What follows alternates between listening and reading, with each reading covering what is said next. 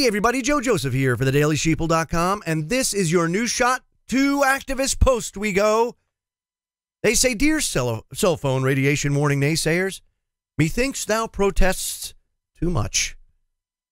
I have spoke ad nauseum over this problem that we have currently that will explode in future years if we don't start doing something about this.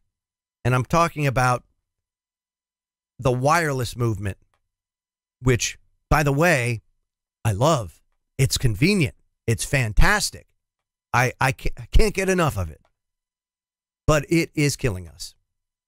Whether we like to or choose to accept it, it's slowly killing us.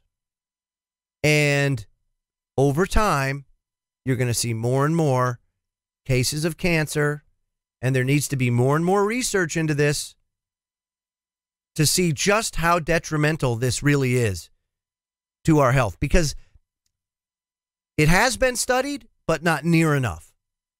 The level of understanding needs to come up so that we can assess what we need to do to either maintain that convenience via another means, or at least give people the facts so that they can make decisions without just buying into the technology and not knowing the detrimental side effects of it. Because there are a few. And oftentimes human beings, because money's the driver, will rush things to market, sometimes innocently. We may not even be aware of the things that are going on that we haven't tested, because you can't test for everything. And I'm not saying you can. But there are some big understandings that over time we've come to understand, especially about radiation. Doesn't matter if it's infrared. It doesn't matter if it's radio frequency. It doesn't matter what it is. But radiation damages cells. And that damage is cumulative over time. So why would we not think or do our due diligence in studying the adverse effects of having these RF transmitters on us, transceivers on us, 24/7 oftentimes? People carry it with them directly on their person. Hell, they sleep with it right next to them on their pillow. 24/7. What is the long-term effects of having Wi-Fi routers, high-powered Wi-Fi routers in the house at frequencies that penetrate the skin and into the cells? At what point in time does industry say, uh-oh, we better do some study on this? And look, there has to also be, if industry does it in good faith because they didn't realize a lot of the issues that would spawn as a result of this, if it was indeed innocent, then there has to be protections put in place if they're going to try and make it right. Because we can't just go willy-nilly and start suing them if there was no criminal intent. You know, that's the thing, is if we're going to make it right, okay, suck it up and make it right. But because there would be such a backlash, they would rather sweep it under the rug and make the problem go away through big contributions to members of Congress. That's exactly what happens. Activist Post says, we went through this already with big tobacco. Where there's smoke, there's usually fire. And there's a lot of he said, she said, and they said going on right now with cell phone radiation announcements, research and warnings. The California Department of Health issued a cell phone radiation safety brochure a few weeks ago. But according to Huffington Post, it's still hard to figure out what's going on with them. Last week, Popular Science, typically the publication that they go to when they want something debunked, actually went out and tried to debunk the Department of Health's announcement and brochure. And this seems bizarre because the California Department of Health wasn't the first to announce the research, the advisories, or the warnings about cell phone and wireless radiation. There's been research since the 1970s that have proven that it's harmful. Some of this research was funded by the U.S. government. Some was funded by Motorola. And many media sources have reported this over the years, so this shouldn't be a surprise to anybody. And in 2011, the World Health Organization issued a report that the cell phone and wireless radiation was a Class 2B possible carcinogen. So most of us love the technology, including cell phones and wireless devices. But unfortunately, cell phones and wireless radiation, RF is not magic or fairy dust. It is a form of microwave radiation. The same stuff, by the way, that cooks your food in the microwave. Same stuff.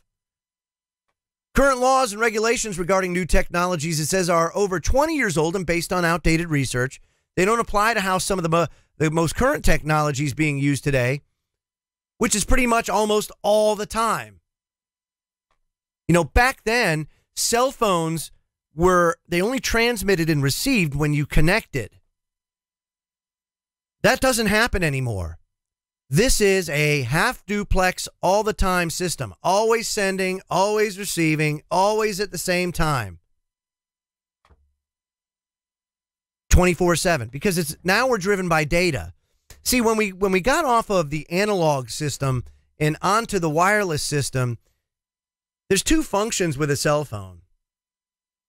But there's one aggregate data stream, right? So even when you talk using voice on a cell phone, you're actually talking over a data stream, a multiplex data stream. That stream has layers. And within those layers, you have your voice layer, your data layer. You'll have a layer for any sort of commands or any background data transfer that's going on between the cell phone service provider and the phone itself.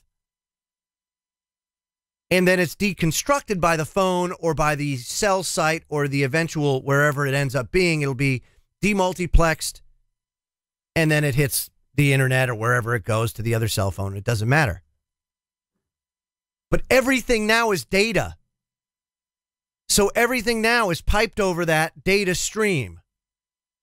And these phones are always connecting with that cell tower, always pinging, always bouncing, always transmitting all of the time.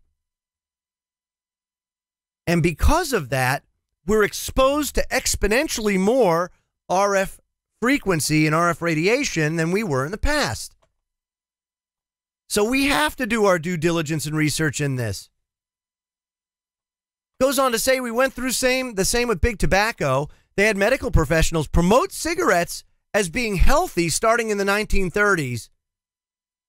Eventually, they weren't allowed to do that anymore. Then in 1964, they were forced to put warnings on cigarette packs. And it made some impacts, but still many smoked, including doctors who smoked while they treated their patients. And smoking doctors were featured on TV shows and movies. The 1978 movie Coma, featuring Michael Douglas as a doctor. He and other medical professionals smoked inside the hospital lobby. There's a U.S. Army veteran, it says here, who served overseas in the early 1970s. He didn't smoke before he was drafted, but he told me the Army provided free cigarettes. So smokers were allowed to take breaks and non-smokers were not. So what happens? A lot of military personnel took up smoking to get breaks.